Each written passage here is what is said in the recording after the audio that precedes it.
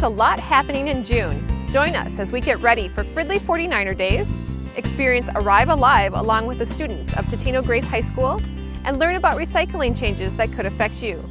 Welcome to the June edition of Community Connection.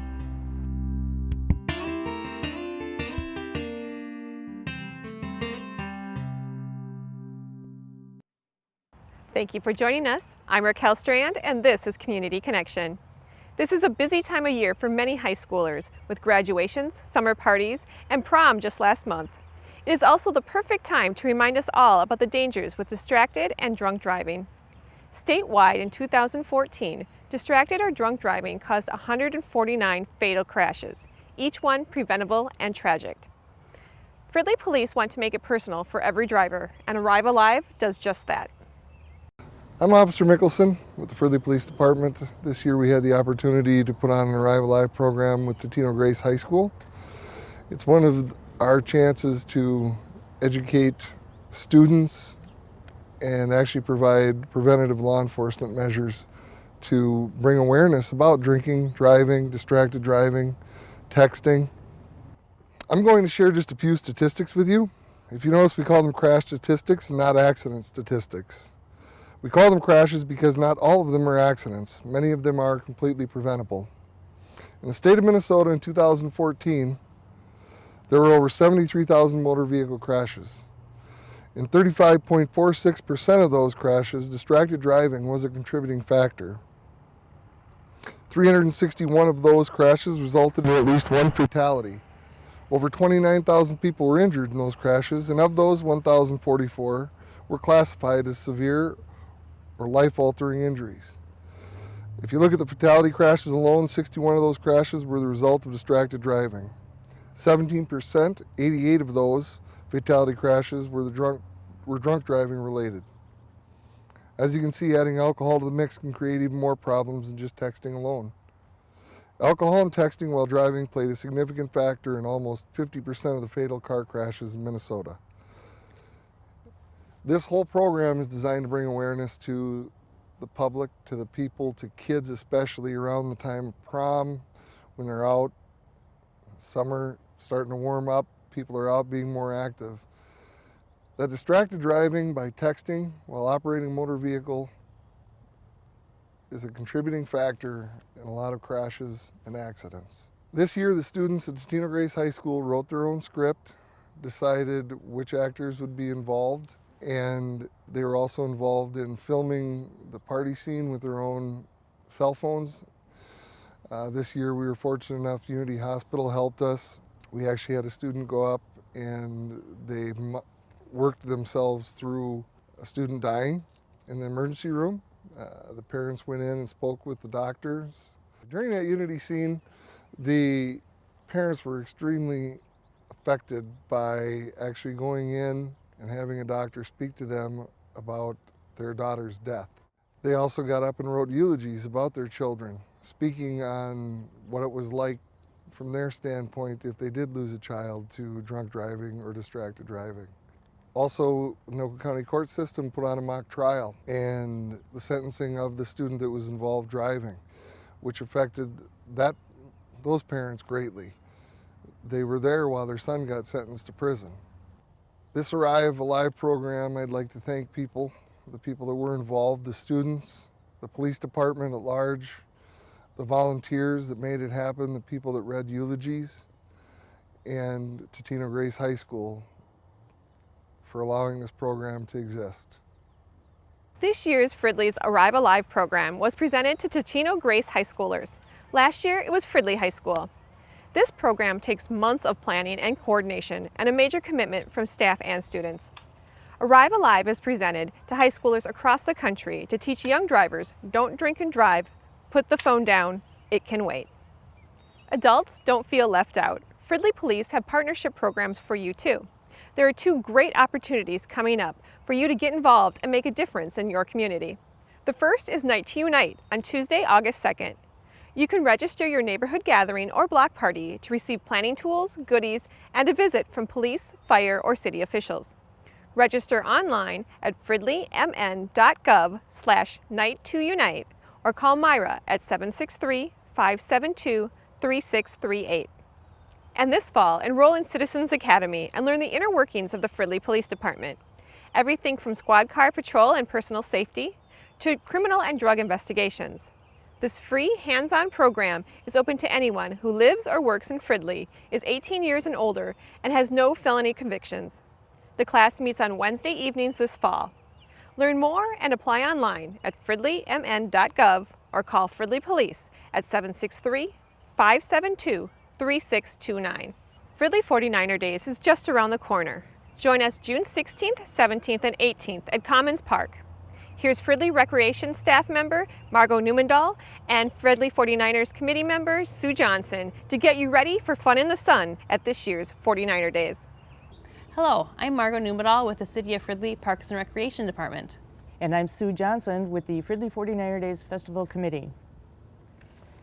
I'd like to tell you about this year's festival and activities. We once again will kick off the festival with the Fridley Lions Club sponsored parade on Thursday, June 16th. The parade will start at 6:30 p.m. Prior to the parade, there will be the fun run sponsored by the Rotary Club. The venue for this year will once again be Commons Park, located at the intersection of 61st and 7th Street. On Friday, activities begin at 5 p.m. including bingo, food, exhibit booths, and beer and wine sales. At 7 p.m., Jonah and the Whales will perform until 11 p.m. on the stage. New this year, we will have separate bands and entertainment for the teenagers, including outdoor games and a pizza eating contest. This part of the festival will be located near the warming house on the east side of the park. Saturday will be a full day of fun and excitement. It starts with kids' activities at noon, and here to explain more about Kids Day is Margot Newmandahl from the Fridley Parks and Recreation Department. Thanks, Sue. We're excited to have a variety of fun activities for a full afternoon for families and kids during 49er Days. On Saturday, beginning at noon, we'll have a variety of inflatables, both games and bouncers, and a bungee trampoline. In addition to those, we'll have a large climbing wall for kids to try and adults as well. For these activities, we'll have tickets for sale both ahead of time and then during the event to participate in those games and activities. Also during the Kids Day portion, we have a wide variety of free activities. Different organizations from the community, businesses and groups will all be contributing to this event, bringing different arts and crafts, games, and projects that kids can do throughout the afternoon. Hey Margot, don't forget about the DJ we have coming during Kids Day too. Yes, thank you, Sue. We do have a really fun DJ coming out that'll be playing for the afternoon on the stage. They'll be bringing prizes and they'll have a lot of fun music, so put on your dancing shoes and come out for a good time. Other activities going on Saturday include a football clinic put on by the St. Paul Pioneer football team. Bingo will be held, sponsored by Tamrisk, and our Fridley Police Department is doing a Dunk-a-Cop dunk tank where you can try to dunk any one of our cops who are willing to sit and get soaked.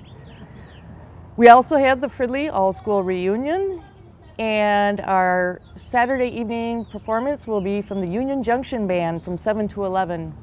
And something we're very excited about this year is we have brought back the traditional fireworks show. Yes, we will be shooting off fireworks Saturday night at 10 p.m. So be sure to come out and enjoy the fun of the day and the show at night. So to wrap things up, this year's festival runs from June 16th to June 18th. Kicks off with the parade on Thursday. Friday, our highlight is the Jonah and the Whales Band and a teen dance, new this year. And Saturday is an all-day event, starting out with Kids Day activities, football clinic. Bingo will be held. Fridley Police Department is doing a Dunk-a-Cop. Fridley All-School Reunion, and winding up with the Union Junction Band and the grand finale of fireworks at 10 p.m. Hope to see you all there.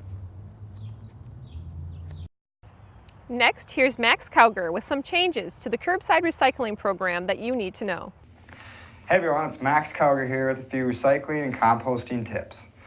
Our first tip of the day is for some of you expert recyclers that want to have those materials that are a combination of non-recyclable material and a recyclable material and get those separated.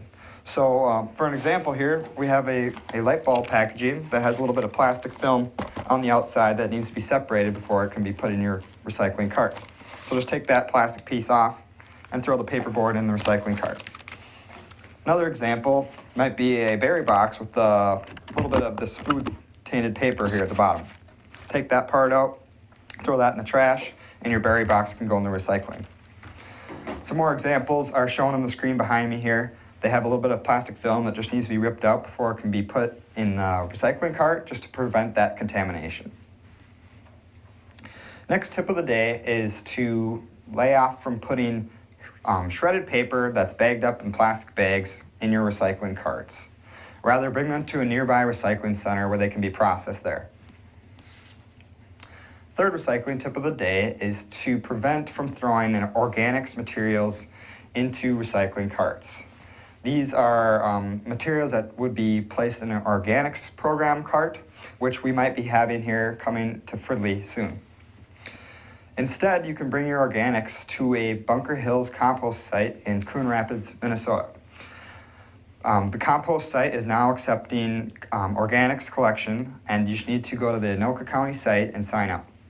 In addition to the organics collection, they will continue accepting leaves, grass, and tree waste as a part of their compost program. Visit the Bunker Hills compost site for more details. Now let's see what the City Council is working on. Here's City Manager Wally Weisapel with the May Council update. Hi, welcome to the Council update for May 9th and May 23rd. I'm Wally Weisapel, City Manager. As always, our City Council meets prior to the regular council meetings in a conference, and the purpose is to talk about issues that they'll have to make decisions on at future meetings. The Council heard an update on the liquor manufacturing ordinance. That is brew pubs and micro distilleries, something that's become very popular within the state of Minnesota, and how that might be able to happen here in Fridley. We haven't had any applications for such, but we wanted to pave the way, so to speak, to allow someone who would be interested in that to do so. So the council discussed the pluses and minuses of enacting such an ordinance and then put it on the May 23rd agenda. We also had a discussion about public works projects and an update. Each year the city undergoes some transformation of some streets within a particular neighborhood. This year we continue on the southern neighborhoods of the city, and we're working in the Plymouth neighborhood to rehabilitate streets, replace certain water mains and sewer lines and that type of thing. And the Public Works Director, Jim Kozlucher, gave the council an update on how that project is going, as well as a few other projects that the city will be taking on this year.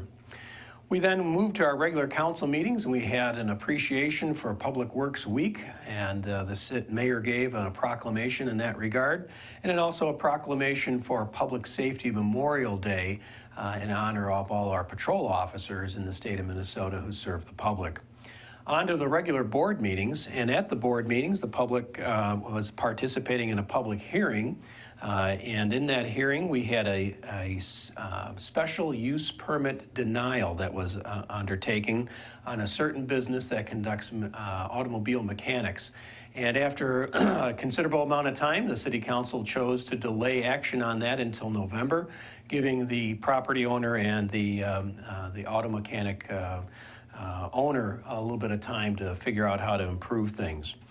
We also had a public hearing on the Environmental Assessment Worksheet, EAW, for the Columbia Arena redevelopment site. And what this is anytime the city undertakes or there's a large undertaking of a redevelopment of an area, adding a lot of housing units or businesses, that type of thing, we have to assess the conditions and the impacts to the environment. And so what was done was that assessment was done, and then it's placed in public hearing to allow the public to make any comments about it. And that document is available on our website if you're interested in looking at it and making any comments. We then had the public hearing to change the ordinance for the liquor manufacturing, the micro distilleries and micro brew pubs, to allow that to happen in the city of Fridley. We had the first reading of that ordinance, and now we're moving on to second reading, will be in June. We also had a hearing and first reading for a caterer's permit for liquor, and this is a little bit different. The city regulates the liquor licenses at restaurants, but if there's a person or a party that wants to bring in a caterer, to an establishment or to your home, that caterer can also serve liquor as well. And we wanted to be able to treat those caterers the same way we treat our businesses, restaurants that serve liquor. However, the state law does not allow us to license those caterers to serve. They have a state-issued license. However, we do issue now a permit, and that allows the city's police department to check up on that party to make sure that the liquor is not being distributed to underage persons, et cetera. And then we had a report from our Parks and Recreation Department about enacting a Canadian goose management plan. And this is a requirement that the state DNR requires of any city that's going to identify geese that need to be removed from the city because of overpopulation. And so what the city staff had done was created a report to identify where the areas of Canadian geese get together a lot and where the impacts are. And this is specifically at Moore Lake and over at Springbrook Nature Center as well. So what we have is a plan now on file that will allow the city to go and catch those geese when they're not able to fly and have them removed. And this plan now is on file, and if you're interested in it, you can find it on the city's website as well. And one of the last things we did was we issued bonds, or we went into debt to pay for our water improvements. Now, the water system in Fridley is paid for by residents who get charged for the use of the water in the rate, in the fee. And these bonds will be paid back by that rate, by that fee. We issued $6.2 million of bonds to make water system improvements that are necessary to make sure that the water you receive is safe and potable. So those bonds will be received by the city now, and we'll take those proceeds and make the various improvements that need to be made and pay back those bonds over about a 15-year time frame. The interest rate was incredibly low, 1.6%. So that's what the City Council is up to in May. I'm Wally Weishaupt, City Manager. Thanks for checking in, and we look forward to talking to you again about the proceedings of the City Council in June. Take care. If you haven't registered your kids for our week-long summer camps or ROCKS program, there's still time. We offer camps at both the Fridley Community Center and Springbrook Nature Center. In fact, Springbrook campers will be the first to experience the brand new Nature Center building. And speaking of Springbrook, save the date for our public grand opening on Saturday, July 30th. A formal ceremony will be held at 1 p.m., followed by a ribbon cutting and community celebration from 1:30 to 4, with free ice cream, music, naturalist stations, tours, and more. Watch for details in the June City newsletter and online at springbrooknaturecenter.org. Next month, we will even take a sneak peek at the new building and talk more about the grand opening. That's all for this edition of Community Connection. I'm Raquel Strand. Thank you for watching.